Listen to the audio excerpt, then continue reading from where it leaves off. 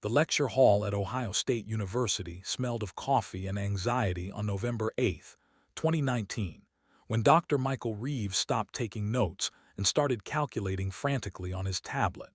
He was attending the annual undergraduate physics symposium, a polite gathering where students presented research projects to half-empty rooms while professors checked email. But the girl presenting at the podium had just shown something that made his pulse spike. Her presentation was titled Renormalization Inconsistencies in Quantum Electrodynamics at Planck Scale Boundaries. Standard graduate-level topic. Impressive for an undergraduate but not revolutionary. Except slide 23 contained a mathematical derivation that suggested a fundamental flaw in how quantum field theory handled infinities. Not an interpretation issue or a computational approximation, but an actual logical inconsistency that had been papered over with mathematical tricks for 70 years. Dr. Reeves ran the math in his head 3 times. If she was right, and the math looked sound, then the foundation of particle physics had a crack running through it. A crack that invalidated certain conclusions from billions of dollars worth of experiments at CERN and Fermilab. The girl at the podium was perhaps 20, clearly nervous, reading from note cards with slight tremor in her voice. Dr. Reeves checked the program. Keiko Tanaka, Jr., physics major, 3.97 GPA. No publications, no previous conference presentations. Just a student who had apparently found something that the brightest minds in physics had missed for 7 decades. Within 48 hours, 3 theoretical physicists would verify that Keiko's math was correct. Within 2 weeks, a Nobel laureate would declare her work, the confused ramblings of an undergraduate who doesn't understand renormalization. Within 8 weeks, every graduate program Keiko applied to would reject her. Within 6 months, Keiko Tanaka would leave physics entirely. Her family's restaurant would face bankruptcy from sudden legal troubles, and she would be working as a data analyst at an insurance company, forbidden by non-disclosure agreement from ever discussing her discovery. What happened in that lecture hall didn't just challenge a theory. It threatened the careers, reputations, and funding streams of thousands of physicists who had built empires on a foundation Keiko had proven was cracked. November 2019 was unseasonably cold in Columbus, Ohio, the kind of cold that made walking across campus feel like an endurance test. Keiko Tanaka lived off campus in a studio apartment she could barely afford, even with her scholarship and part-time work at the university library. Her parents, Hiroshi and Yuki, had immigrated from Osaka in 1997, opening a small Japanese restaurant in a Columbus suburb that served sushi to Midwestern families who thought California rolls were exotic. They worked 80-hour weeks to keep the restaurant alive and to pay for anything Keiko's scholarship didn't cover. Keiko had been born in Columbus in 1999, growing up between her parents' restaurant culture and American schools, never quite fitting into either world. She found refuge in physics, in the clarity of mathematics, in a universe governed by laws that didn't care about immigration status or cultural belonging. According to her high school physics teacher, Mr. David Cho, Keiko had an unusual way of thinking about physics. Most students learn physics by memorizing formulas, he told a journalist later. Keiko learned it by questioning why the formulas worked. She'd ask things like, why does renormalization eliminate infinities instead of exposing that our theory is incomplete? She was 16. I didn't have good answers. Keiko earned a full scholarship to Ohio State, where she devoured every physics course available. By junior year, she was taking graduate-level quantum field theory, studying the mathematical framework that describes how particles and forces interact at the smallest scales. Quantum field theory was famously complex and famously successful. It predicted experimental results with absurd precision, matching observations to 10 decimal places. But it had a dirty secret that every physicist knew about and most ignored. The calculations produced infinities. When you tried to calculate the mass or charge of an electron using quantum field theory, you got infinity as an answer. Obviously wrong. So physicists used a technique called renormalization, a mathematical procedure that subtracted infinities and left finite, measurable values. It worked perfectly in practice, but theoretically, it was troubling, like finding that your accounting software gave you the right bank balance only if you deleted certain transactions first. In October 2019, Keiko was working through renormalization calculations for a class project when she noticed something strange. The procedure for eliminating infinities relied on assumptions about how physics behaved at extremely small distances, at the Planck scale, where quantum mechanics and gravity supposedly merged. But those assumptions contradicted each other. One assumption required spacetime to be smooth at small scales. Another required it to be discrete. Both assumptions were used in different parts of the same calculation. It was like saying, assume X is both true and false, then being surprised when you could prove anything. Keiko spent 3 weeks checking her work, convinced she'd misunderstood something. She consulted textbooks, online lectures, published papers. Everywhere, the same contradictory assumptions appeared, hidden in mathematical notation that made them hard to spot unless you were looking. Finally, she approached her quantum field theory professor, Dr. Sarah Winters. Dr. Winters reviewed Keiko's work and frowned. I need to think about this. Can you write it up formally? Keiko wrote a 15-page paper detailing the inconsistency, showing mathematically that renormalization was valid only if you ignored a logical contradiction at its foundation. The contradiction didn't affect most calculations, which was why experiments worked. But it had implications for edge cases, particularly theories about the early universe, black hole interiors, and unification of forces. Dr. Winters submitted Keiko's paper to the departmental undergraduate symposium and encouraged her to present it. On November 8th, Keiko stood at a podium in front of 30 people, mostly other undergraduates and a handful of faculty, and explained how quantum field theory, the most successful theory in the history of physics, had a flaw at its core. Dr. Michael Reeves was in the audience because his own undergraduate advisee was presenting later. He almost left early but stayed out of politeness. When Keiko reached slide 23, showing the contradictory assumptions, he stopped breathing. After the presentation, Dr. Reeves approached Keiko. "Have you shown this to anyone outside OSU?" "Just Dr. Winters. And I submitted it to physical review letters, but they rejected it without review." Dr. Reeves wasn't surprised. Journals often desk-rejected papers from undergraduates at non-elite institutions, assuming they couldn't possibly contain anything significant. "I'm a theorist at Princeton. I'd like to review your full paper with some colleagues. Would you be comfortable with that?" Keiko felt a surge of hope mixed with terror. "Yes, please." Over the next week, Dr. Reeves shared Keiko's paper with 3 theoretical physicists he trusted: Dr. Jennifer Huang at MIT, Dr. Marcus Aucoy at Cambridge, and Dr. Lisa Anderson at ETH Zurich. All 3 reached the same conclusion: the math was correct. Keiko had identified a genuine inconsistency. Dr. Huang put it most starkly in an email. "This is either the most important finding in theoretical physics in 50 years, or I'm missing something obvious. I've spent 3 days looking for the error. I can't find it." On November 18th, Dr. Reeves organized a video conference with Keiko and the 4 physicists. For 2 hours, they walked through her proof, testing every step, challenging every assumption. Keiko defended her work calmly, answering technical questions that would have stumped most PhD students. At the end, Dr. Reeves said what they were all thinking: "If we're right, and this holds up to wider scrutiny, it means quantum field theory needs fundamental revision. Not abandonment, it works too well for that, but a deeper foundation that resolves this contradiction." Dr. Aucoy added quietly, "And it means a lot of theoretical work from the past 40 years needs to be reconsidered.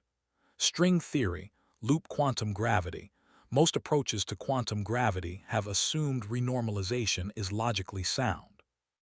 If it's not, those frameworks are built on sand." There was a long silence. Then Dr. Anderson spoke, her voice careful. "We need to be strategic about this. If we publish Keiko's finding without preparing the community, the backlash will be severe. We should bring in senior figures, people whose reputations can shield this work from immediate dismissal. Dr. Reeves reached out to Dr. Lawrence Pemberton, a Nobel laureate at Stanford whose 1982 prize had been for work in quantum field theory. Pemberton was 76, widely respected, and powerful enough that his endorsement could legitimize Keiko's discovery. Dr. Reeves sent him Keiko's paper with a note. This appears to identify a foundational issue in renormalization. We've verified the math. I'd value your assessment. Pemberton responded within 24 hours, requesting a call. On November 25th, the call took place. Dr. Reeves, Keiko, and Dr. Pemberton. Pemberton's video showed a man in a book-lined office, white hair, sharp eyes, a slight smile that didn't reach those eyes. "I've reviewed the paper," Pemberton said. "It's clever. The student has clearly worked hard, but I'm afraid she's made a fundamental error that reveals a lack of deep understanding of renormalization theory." Keiko felt her stomach drop. "What error? The assumptions you claim are contradictory are applied in different domains. One applies to perturbative calculations, the other to non-perturbative regimes. There's no actual contradiction, just a failure to recognize the domain boundaries." Dr. Reeves frowned. "Lawrence, that's not what the paper shows. The domains overlap at the Planck scale, which is where the contradiction appears." Pemberton's smile hardened. "Michael, with respect, I've worked in this field for 50 years. Renormalization has been tested experimentally more than any theory in history. It is not flawed. What we have here is an undergraduate who's taken a graduate course and gotten confused. This happens. It's not publishable, and frankly, encouraging her to pursue this line will damage her career before it starts." Keiko spoke, her voice shaking slightly. "Dr. Pemberton, can you show me specifically where my math is wrong? I don't need to check every step to know that a conclusion contradicting 70 years of successful physics must contain an error. When you have more experience, you'll understand that intuition about what can and cannot be true is as important as calculation." The call ended shortly after. Dr. Reeves looked shaken. "Keiko, I want you to know that I believe your math is correct, but Pemberton has influence. If he's opposed to this, publication will be very difficult." Keiko went home that night and cried for the first time since starting her physics degree. She'd proven something true. Multiple experts had verified it, and she was being dismissed because the truth was inconvenient. The next morning, Dr. Reeves called with worse news. "Pemberton has sent an email to about 40 senior theoretical physicists, describing your paper as a cautionary example of what happens when undergraduates are exposed to advanced material without proper supervision. He's poisoning the well." Over the next 2 weeks, Keiko watched her discovery get systematically discredited before it could even be published. Physicists she'd never met posted on academic Twitter about the dangers of undergraduates thinking they've overturned QFT. Blog posts appeared with titles like "Why Renormalization Isn't Flawed," a response to recent claims. None engaged with her actual math. All dismissed her on grounds of inexperience. Dr. Winters, Keiko's advisor at OSU, called her into a meeting on December 9th. "Keiko, I've been advised by the department chair to distance myself from your renormalization paper. There's concern that it's creating a negative perception of our program's rigor. But the math is right." "That may be, but the consensus of the physics community is that it's not. In science, consensus matters. I can't support work that the field has rejected, not if I want to maintain my own credibility." Dr. Reeves, Dr. Huang, Dr. Okoy, and Dr. Anderson continued to support Keiko privately, but none would publicly defend her. As early career researchers, they couldn't afford to align themselves against Pemberton and the establishment. Keiko submitted her paper to 6 more journals. All desk rejected it within days. On January 10, 2020, Keiko received an email from the OSU Financial Aid Office. Her scholarship was being discontinued due to budget reallocation. She would need to pay full tuition starting next semester. The letter offered no explanation for why her scholarship specifically had been cut. Keiko's parents couldn't afford the $15,000 per semester tuition. On January 23rd, Hiroshi and Yuki's restaurant was visited by the county health inspector. Violations were found: improper food storage temperatures, inadequate ventilation, potential cross-contamination risks. The restaurant was closed pending remediation, estimated cost $40,000. Hiroshi had worked in that kitchen for 20 years. They'd never had a serious violation. He suspected but couldn't prove that the timing was not coincidental. On February 3rd, Keiko applied to graduate programs in physics, Princeton, MIT, Stanford, Caltech, and 6 others. She had a 3.97 GPA, strong GRE scores, and research experience. She should have been a competitive candidate. On March 15th, the rejections began arriving. Every single program rejected her. No interviews offered. One rejection letter included a handwritten note. "We received concerning feedback about your collaborative abilities and judgment. We wish you success elsewhere." Keiko knew exactly what feedback they'd received and from whom. On March 20th, Dr. Reeves called. "Keiko, I'm so sorry. I've been trying to advocate for you, but Pemberton has successfully convinced the community that you're a problem. I don't know how to fight this. So I'm done, that's it." In physics, yes. The establishment has closed ranks, but you're brilliant. You could do amazing work in other fields: applied math, computer science, engineering. Keiko hung up. She sat in her apartment looking at her physics textbooks, at the notebooks filled with calculations, at the dreams she'd built for a decade. Then she started applying for data analyst jobs. She graduated from OSU in May 2020 with a physics degree and no plans to use it. By June, she was working at an insurance company in Cleveland, building actuarial models, making $55,000 a year. In September 2020, she signed a non-disclosure agreement as part of a settlement with a concerned party whose lawyers had contacted her about defamatory statements regarding established physics theories. The NDA forbade her from publicly discussing her renormalization paper in exchange for them dropping unspecified legal threats. She signed because her family was still buried in debt from the restaurant closure, because she had no money to fight, because she was 21 years old and had no power. On October 15, 2020, Dr. Lawrence Pemberton published a paper in Physical Review Letters titled "Refined Understanding of Renormalization Domain Boundaries in Quantum Field Theory." The paper addressed, without nomming it, the exact inconsistency Keiko had identified. It proposed a more rigorous mathematical framework that resolved the contradiction. The paper credited no one but Pemberton and his graduate students. Keiko read it and understood. They'd taken her discovery, reframed it in language that made it sound like a refinement rather than a flaw correction, and claimed it as their own work. The physics establishment had protected itself by absorbing the critique and erasing the critic. What happened to Keiko after 2020 is sparse. She still works in insurance, according to LinkedIn. She's never published in physics. She never posts about science. In 2022, a physics journalist who'd heard rumors about her story tried to contact her for an interview. Keiko declined. "I have nothing to say about physics," was her only statement. What happened to her discovery is documented. Pemberton's 2020 paper is now cited in quantum field theory textbooks as an important clarification of renormalization theory.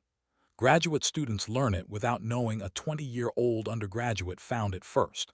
Keiko's case was not isolated.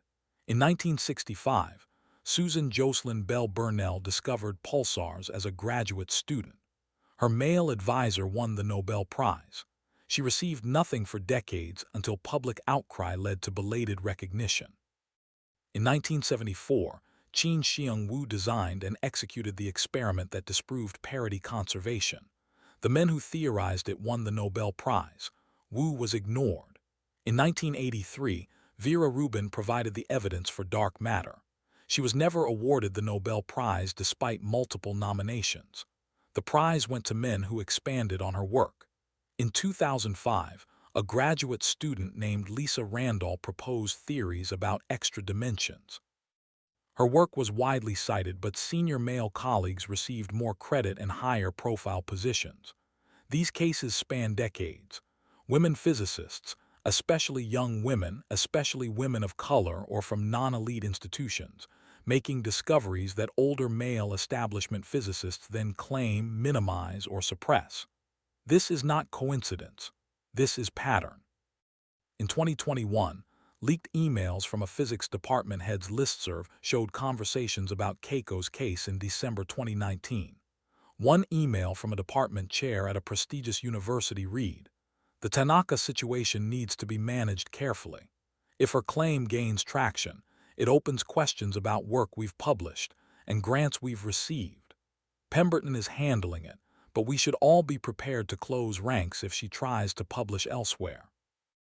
Another email from a Nobel Committee member stated, "We cannot allow fundamental physics to be destabilized by unvetted claims from undergraduates, regardless of mathematical validity. The reputational damage to the field would be severe." They knew she was right. They suppressed her anyway. Why was Keiko so dangerous? Because she threatened the economic and reputational foundation of theoretical physics.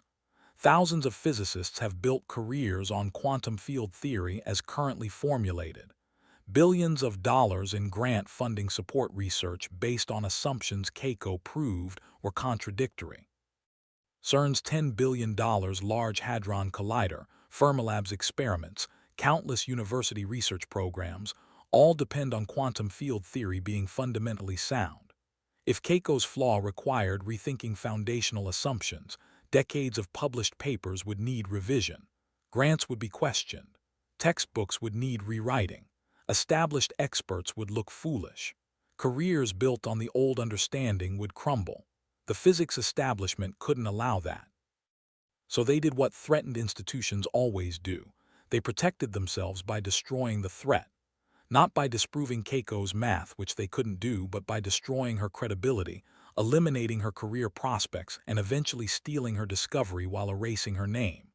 The message was clear: challenge us and we'll end you. This wasn't about science. It was about power, about who gets to decide what's true, about protecting privilege and position over pursuing knowledge. Keiko Tanaka committed the sin of being right at the wrong time, from the wrong place, with the wrong demographics. And for that, physics destroyed her. You might think this is about one girl and one theory. It's not. It's about how science, which claims to seek truth, actually functions to protect consensus and established power. In 2022, a study found that papers challenging existing paradigms are cited 50% less than papers supporting them, even when the challenging papers are mathematically sound. The system punishes disruption. In 2023, an analysis showed that physicists from non-elite institutions are 7 times less likely to have paradigm-challenging work accepted for publication, regardless of quality. The gatekeepers protect their gates. Right now, there are young physicists with insights that could advance our understanding of reality. But if those insights threaten established theories, established careers, established funding streams, they will be suppressed. Right now, there are brilliant minds being told to stay quiet, to not challenge the consensus, to wait their turn even when they're right. In 2019, a 20-year-old physics student found a flaw in the most successful theory in science. She proved it mathematically. Multiple experts verified it. The physics establishment responded by destroying her career, stealing her discovery, and making sure you'd never hear her name. Keiko Tanaka identified a fundamental inconsistency in quantum field theory and was driven out of physics for telling the truth. Today, you didn't just watch a video. You witnessed how science protects itself from science. Keiko was 20 years old when a Nobel laureate decided her discovery was too threatening to allow. They silenced her, stole her work, and erased her from physics. You now know what they tried to hide. A student from a state university found what the greatest minds missed, and they destroyed her for it. If this makes you angry, if this makes you question what else has been suppressed, then act. Hit the like button, because every like is evidence that Keiko existed and mattered. Every share is an accusation against the physicists who stole from her. Write in the comments, "Keiko found the flaw," because Keiko's discovery was stolen and her name erased. We won't let her stay forgotten. Subscribe, because Keiko is not the only one. There are other physicists whose discoveries were stolen, other young researchers driven from science, other truths suppressed to protect powerful lies. I'm exposing them all. We cannot give Keiko back the physics career she deserved. We cannot undo her exile from the field she loved, but we can refuse to let her be erased. We can say her name. Keiko Tanaka, age 20, who found a crack in physics and was crushed for it. They wanted you to believe physics is pure and meritocratic. Now you know the truth. It protects its own at any cost. Share this story.